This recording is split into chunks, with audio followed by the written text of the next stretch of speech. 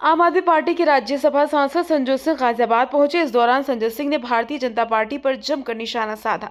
उन्होंने कहा वो भी वक्फ संशोधन बिल की जेपीसी टीम का हिस्सा थे। उन्होंने भी बैठक के दौरान सुझाव दिए थे, लेकिन उनके सुझाव नहीं माने गए।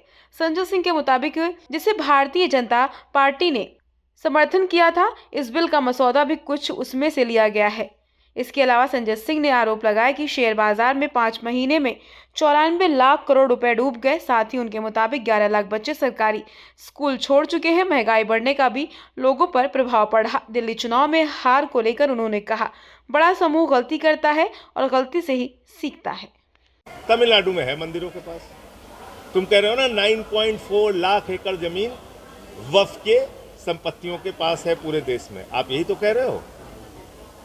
और कितनी अकेले हिंदू मंदिरों के पास है, अकेले तमिलनाडु में 5 लाख एकड़, 5 लाख एकड़, तो उनसे 3 गुना 4 गुना ज्यादा संपत्ति हमारे पास है हिंदुओं के मंदिरों के लिए। गुरुद्वारों के पास संपत्तियां हैं, जैन धर्म के लोगों के पास संपत्तियां हैं, बौद्ध धर्म के लोगों के पास संपत्तियां हैं। इससे आपको क्या समस्या है? लोगों ने दान दिया है, उनकी संपत्तियां हैं।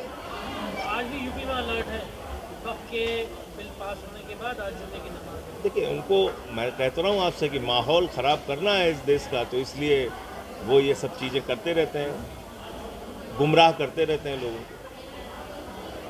तो मैं जो कुछ भ्रांतियाँ फैलाई जाती हैं मैं वो आपको बता रहा था। इसमें ये कहा गया कि साहब महिलाएं नहीं हैं। महिलाएं आपको बताया मैंने 2013 के बिल में भी थी। इसमें ये कहा कि हमें कागज़ चाहिए, खुद लिख के दे रहे हैं सुप्रीम कोर्ट में कि हाँ भैया सबके कागज़ हमें मिल गए, हमने सारा कुछ डिजिटाइज कर दिया, वामसी पोर्टल पे डाल दिया। तो क्यों कर रहे हो ये सब? मैंने कल उनको संसद के अंदर एक्सपोज किया है, बेनकाब किया है कि आप ये धोखा इस देश के लोगों को दे रहे हो। आपने खुद जो लिख के दी 2009 में तुम लिख के दे रहे हो। अच्छा, और मैं मजे की बात बताऊँ आपको, जब ये बिल 13 में आया, 95 में आया, 95 के बिल की बहुत आलोचना कर रहे थे ना, 95 के बिल को भी बीजेपी ने समर्थन दिया। 95 के वक्फ बिल को भी बीजेपी ने समर्थन दिया है, 2013 के बिल को भी समर्थन दिया है, लोकसभा राज्यसभा दोनों में।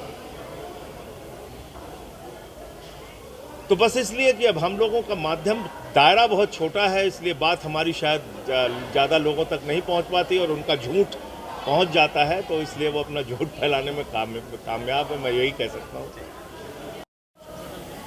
अब जेपीसी के मेंबर भी रहे और आपने कल अपने राज्यसभा में दिए गए भाषण में ये कहा भी कि कई सारी संपत्तियां ऐसी हैं जो कि राज्य की सरकारों ने, भारत सरकार ने वक्फ की कब्जा की हुई है। ये सच्चर कमेटी की रिपोर्ट है। सच्चर कमेटी की रिपोर्ट में कहा गया है, वो सच्चर कमेटी की रिपोर्ट की आधी जानकारी दे रहे थे। तो मैंने कहा भाई सच्चर कमेटी की रिपोर्ट की पूरी जानकारी दीजिए, क्योंकि सच्चर कमेटी ने ये लिखा है कि भारत सरकार और राज्य सरकारों ने पूरे देश में 365 स्थानों पे वक्फ की संपत्तियों पे कब्जा कर रखा है। और ये भारतीय जनता पार्टी का दोहरा चरित्र है जो कि आप लोगों को बताते नहीं हैं। उन्होंने 2009 के घोषणा पत्र में, मैंने वो घोषणा पत्र आप लोगों के सामने मीडिया को दिखाने के लिए देश की संसद में उसको दिखाया कि कितनी दोगली और दोहरे चरित्र की पार्टी है भारतीय जनता पार्टी। 2009 के घोषणा पत्र में बीजेपी ने लिखा था कि वक्फ की ज़मीनों पर जो जबरन कब्जा लोगों ने कर लिया है उसको खाली कराने के लिए हम लोग के रहमान कमेटी की रिकमेंडेशंस के हिसाब से काम करेंगे। जो पार्टी अपने, वो तो घोषणा पत्र मुझे खोजने पे मिल गया, उनका जेपीसी में था इसलिए मिल गया। तो एक तरफ आप खुद से कह रहे हैं कि पूरे देश भर में जो वक्फ की संपत्तियों पे दूसरे लोगों ने कब्जा कर रखा है, हम उसको मुस्लिम धर्मगुरुओं, ये भी लिखा हुआ है कि मुस्लिम धर्मगुरुओं से बातचीत करके उसको खाली कराने का काम करेंगे। दूसरी तरफ आप नौटंकी कर रहे हो, ड्रामा कर रहे हो। आपने खुद ने अब कह रहे हो हमें 6 महीने तक कागज चाहिए वक्फ की संपत्तियों का। मैंने सुप्रीम कोर्ट का एफिडेविट दिखाया, किसी सामान्य कोर्ट का नहीं। सर्वोच्च न्यायालय में मोदी जी की सरकार ने शपथ पत्र दिया है, शपथ पत्र कि 99% संपत्तियां डिजिटाइज हो चुकी हैं, पंजीकृत हो चुकी हैं, ऑनलाइन हो चुकी हैं, यानी कि उनके सारे कागजात देखे जा चुके हैं, जांच किए जा चुके हैं, सर्वे किए जा चुके हैं। ये भारत सरकार का, मोदी जी का शपथ पत्र है सुप्रीम कोर्ट में। मुख्तार अब्बास नकवी का स्टेटमेंट है as a minority affairs minister कि 100% संपत्तियां डिजिटाइज हो गई। तो आप इस देश के हिंदुओं को बेवकूफ़ बनाना चाहते हैं, उनको भड़काना चाहते हैं कि देखो देखो हम बड़ा तीर मार रहे हैं, कह रहे हैं हम मुस्लिम महिलाओं को अधिकार दे रहे हैं। 2013 का बिल पढ़ा है आप लोगों ने? 2013 के बिल को जिसको बीजेपी ने अपने समर्थन से पास किया, उस 2013 के बिल में लिखा हुआ है कि महिलाएं इसमें होंगी, 2 महिलाएं इसमें बोर्ड में होंगी। तो तुम क्या अतिरिक्त तीर मार रहे हो भाई? 2013 के बिल में जो बातें लिखी हुई थी कि कंप्यूटराइजेशन होगा वक्फ की संपत्तियों का, वो आपने 14 के बाद से लेकर 20 तक में कर लिया कंप्यूटराइजेशन। तो फिर देश को सिर्फ एक गुमराह करने के लिए, एक विवाद खड़ा करने के लिए आप ये बिल लेके आ रहे हैं। अरे भाई, बाबा साहब के संविधान से ये देश चलेगा। बाबा साहब ने भारत के संविधान में ये लिखा हुआ है धारा 26 में कि धार्मिक संपत्तियों का प्रबंधन हर धर्म के मानने वाले लोग अपनी धार्मिक मान्यताओं के हिसाब से करेंगे। अब आप ऐसा विंडो इसमें खोल रहे हैं, कल को कोई गुरुद्वारा कमेटी की ज़मीनें कब्जा करेगा, फिर बौद्धों की ज़मीनें कब्जा करेगा, फिर जैन धर्म के पास बहुत अच्छी अच्छी ज़मीनें हैं, उसको कब्जा करने के लिए आप बिल लेके आ जाएंगे। फिर मंदिरों की ज़मीनों को कब्जा करने का बिल लेके आ जाएंगे। मंदिरों के चंदा चोरी का मैंने बोला तो हल्ला करने लगे सब लोग। मैंने तो कागज़ दिखाया था आप लोगों को कि किस तरह से 2 करोड़ की ज़मीन 5 मिनट में 18.5 करोड़ में खरीदी इन्होंने अयोध्या के अंदर। तो जो लोग प्रभु श्री राम को नहीं बख्श रहे हैं, उनके मंदिर के अंदर चंदा चोरी करने का काम कर रहे हैं, तो आप समझ सकते हैं कि वो आगे हमारी मंदिरों की ज़मीनों को भी कब्जा करके, इसका मकसद सिर्फ एक है, मैं इन शॉर्ट बोल रहा हूँ, इसका मकसद है देश की धार्मिक संपत्तियों को कब्जा करके अपने दोस्तों को देना।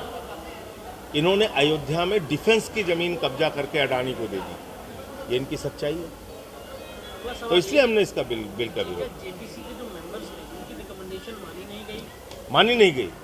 नहीं मानी गई। मैंने खुद ने जो रिकमेंडेशंस दी थी वो नहीं मानी गई।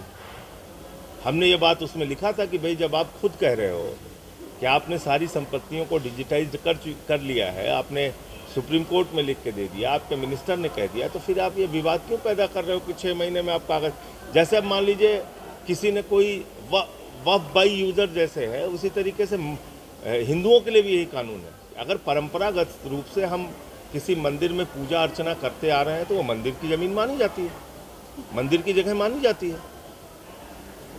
मैं अपने खुद का उदाहरण दे रहा हूँ। हमारे घर के सामने एक वैष्णो मंदिर है, हमारी दादी जी ने उसके लिए ज़मीन दान किया और कोई लिखा पढ़ी नहीं है। मोहल्ले के लोग आए, बोले यहाँ जी वैष्णो मंदिर होना चाहिए, उनका ठीक है, दे दिया। अब आप खोज विनोद करने लगेंगे तो फिर तो आप वो कल को उसको भी कहेंगे साहब ये लाओ, ये कागज़ कहाँ है। तो बहुत सारे दान हमारे समाज में ऐसे होते हैं। आपके दादा ने किसी को दान दे दिया, मंदिर के लिए, धर्मशाले के लिए दान दे दिया, किसी ने मस्जिद के लिए दे दिया, कब्रिस्तान के लिए दे दिया, किसी ने शमशान के लिए दे दिया। अच्छे पवित्र उद्देश्यों के लिए अलग अलग धर्म के लोग अपने, किसी ने गुरुद्वारे के लिए दे दिया, देते हैं दान। संजय जी, अब तो ये बिल पास हो चुका है, क्या आप सुप्रीम कोर्ट का रुख करेंगे वहाँ की पार्टी की? क्योंकि कांग्रेस ने अपना देखिए, कांग्रेस ने इस बारे में कहा है, अभी कोर्ट जाने के बारे में आपस में लोगों से बातचीत करके और तब उसके क्या आगे फैसला होना है उस पर कांग्रेस की तरफ से ज़रूर कल ये बात आई थी, लेकिन अभी उसके बारे में कोई आम सहमति बनी हो ऐसा अभी नहीं है। तो जब उसके बारे में कोई चर्चा होगी, बातचीत होगी तो बताएंगे। लेकिन जिस तरीके से सदन के दौरान आंदोलन का रास्ता भी कुछ ऐसा चुनाव विपक्ष में, देखिए क्या है, ये बिल इन्होंने बुलडोज करके पास कर दिया दोनों सदनों के अंदर, लेकिन एक असंतोष समाज के बड़े, देखिए मैं बार बार इस बात को कहता हूँ कि ये देश 144 करोड़ लोगों के साथ मिल के बनता है। उसमें हिंदू भी हैं, मुसलमान भी हैं, सिख भी हैं, ईसाई भी हैं, जैन भी हैं, बौद्ध भी हैं। तो अच्छा अभिभावक या माँ बाप, मैंने कल ये शब्द भी इस्तेमाल किया था कि सरकार माई बाप होती है। तो अगर अच्छा माई बाप तो वही होता है जो सबका ख्याल रखे। आप चाहते हैं एक शरीर के हिस्से को काट के या सड़ा के आप चाहते हैं शरीर आपका स्वस्थ रहेगा, तो शरीर स्वस्थ नहीं रहेगा। इसलिए हम लोग ये इसलिए